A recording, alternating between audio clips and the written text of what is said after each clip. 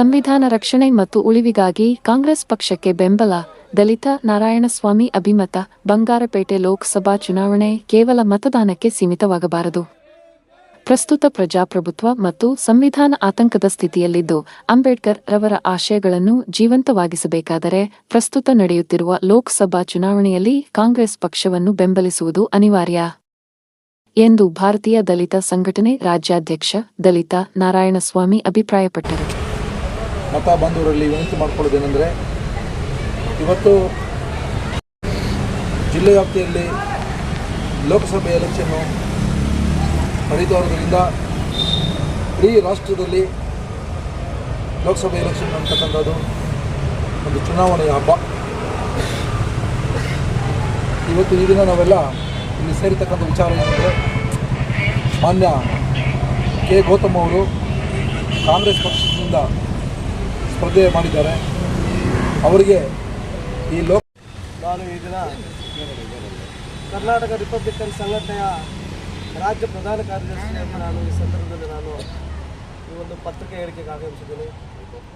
ಈ ಪತ್ರಿಕೆ ಹೇಳಿಕೆ ಹಿನ್ನೆಲೆ ಏನಂತ ಹೇಳಿದ್ರೆ, 2024ರ ಲೋಕಸಭಾ ಚುನಾವಣೆಯ ಪ್ರಚಾರಕ್ಕಾಗಿ ಮತ್ತು ಗೆಲುವಿಗಾಗಿ ಯಾವ ಅಭ್ಯರ್ಥಿಯನ್ನು ಗೆಲ್ಲಿಸಿದರೆ ಈ ಒಂದು ಸಂವಿಧಾನ ಉಳಿಯುತ್ತೆ ಎಂಬ ಒಂದು ಸಂವಿಧಾನದ ಉಳಿವಿಗಾಗಿ ಈ ದಿವಸ ಭಾರತ ದೇಶಾದ್ಯಂತ ದಲಿತ ಸಂಘಟನೆಗಳು ಒಗ್ಗೂಡಿ ಅಲ್ಲಲ್ಲಿ ಮತ ಪ್ರಚಾರವನ್ನು ಮಾಡುವಂಥ ವಿಚಾರ.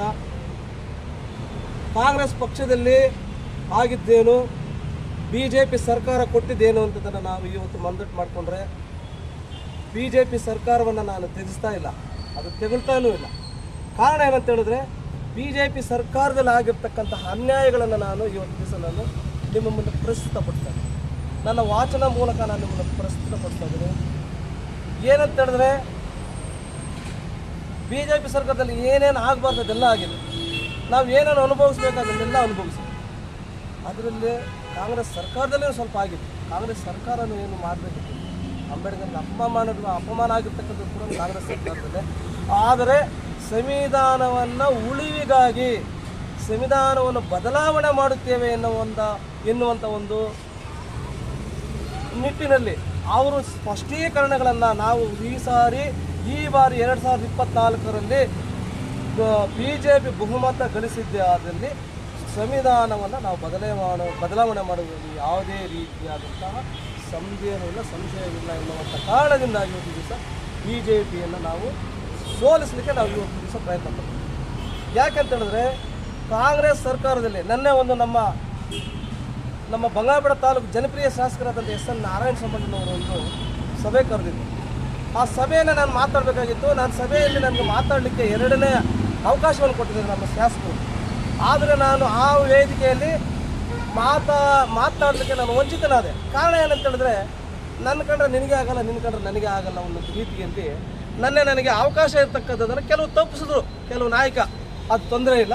ಆದರೂ ನನಗೆ ಈಗ ಮಾತಾಡಲಿಕ್ಕೆ ಅವಕಾಶ ಸಿಕ್ಕಿರುವ ಕಾರಣದಿಂದಾಗಿ ನಾನು ಈಗ ಮಾತಾಡ್ತೇನೆ. ಈ ಒಂದು BJP ಸರ್ಕಾರದಲ್ಲಿ ಡಾಕ್ಟರ್ ಬಾಬಾ ಸಾಹೇಬ್ ಅಂಬೇಡ್ಕರ್ ಅವರಿಗೆ ಕೈ ಮುರಿದಿದ್ದಾರೆ, ಕಾಲು ಮುರಿದಿದ್ದಾರೆ, ವಾಕಿಂಗ್ ಸ್ಟಿಕ್ ಮುರಿದಿದ್ದಾರೆ, ಅವ್ರು ಹಾಕಿರ್ತಾರೆ ಕನ್ನಡಕ ಮುರಿದಿದ್ದಾರೆ.